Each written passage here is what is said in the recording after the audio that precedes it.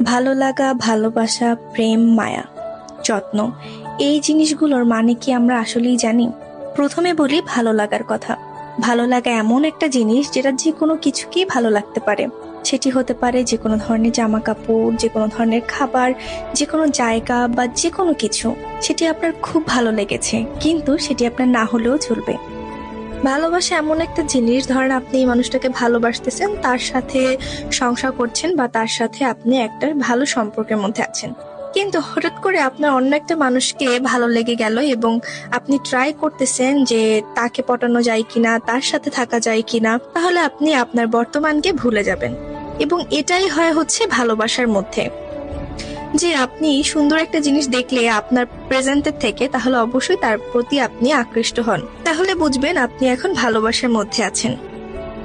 কিন্তু যদি হয় আপনি একটা মানুষের সাথে একদম নিঃস্বার্থভাবে, বা কোনো পুরুষ একটি নারীর সাথে নিঃস্বার্থভাবে আছে এবং সে দিনরাত শুধু আপনার কথাই চিন্তা করে, সে টাকা ইনকাম করলে চিন্তা করে কি করে এটা নিয়ে ভবিষ্যতে আপনার সাথে সুখী থাকা যায়, সে আপনাকে সময় না দিয়ে সে আপনার ভবিষ্যতের দিকে সময় দেয়, বা সে আপনার এবং আপনাদের ভবিষ্যৎ গড়ার জন্য সময় দিচ্ছে এবং আপনাকে খুব ভালো করে বোঝাচ্ছে এবং সে সময় দেওয়ার চেষ্টা করছে, সে হঠাৎ করে আপনার সাথে রুড বিহেভ করলেও যখন আপনার প্রয়োজন হচ্ছে, যখন আপনার একটা জিনিস দরকার হচ্ছে, সে দ্বিতীয়বার ভাবতেছে না।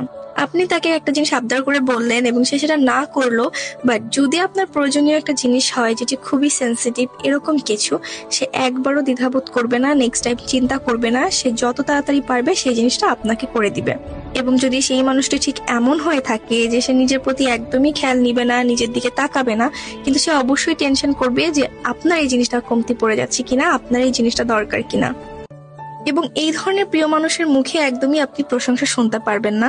আপনি মনে মনে ভাববেন যে অন্যরা তো প্রশংসা করে খুব বউদের, বা অন্য বউরা তো খুব প্রশংসা করে জামাইদের, কিন্তু আমার জামাই বা আমার বউ কেন করে না, বা আমার প্রিয় মানুষটি কেন আমার প্রশংসা করে না, এরকম হয়তো আপনিও ভাববেন অন্যদের মতো। কিন্তু আপনি যদি একটু খেয়াল করে দেখেন যে আপনি যখন রেডি হয়ে তার সামনে গিয়ে দাঁড়ান, তখন সে অবশ্যই আপনার পা থেকে মাথা অব্দি লক্ষ্য করে যে আমার বউকে বা আমার প্রিয় মানুষটাকে সব থেকে সুন্দর লাগছে কিনা। যদি আপনার মধ্যে কোনো কমতি থাকে, তাহলে অবশ্যই সে সেটা সংশোধন করে দিবে এবং আপনাকে যেন কেউ ছোট করে কথা না বলতে পারে সেই দিকে সে অবশ্যই খেয়াল রাখবে।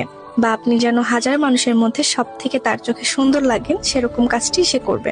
এই সবগুলো গুণ যার মধ্যে আছে, সেই আসলে আপনাকে ভালোবাসে এবং তারই নাম হচ্ছে ভালোবাসা, যত্ন, মায়া। এবং পুরো পৃথিবীর মেয়েরা একদিকে থাকবে এবং আপনি একদিকে থাকবেন, সেটাকেই বলে হচ্ছে মায়া। আপনি তাকে চিল্লাতে চিল্লাতে বললেও সে আপনার একটা কথা মানবে না, কিন্তু আপনার কোনো প্রবলেম হলে সে একবারও দ্বিধাবোধ না করে সেই জিনিসটা করে ফেলবে। এটাকেই বলে হচ্ছে যত্ন। এবং আমার মতো সাদামাটা প্রিয় মানুষ কার আছে অবশ্যই কমেন্ট করে জানাবেন।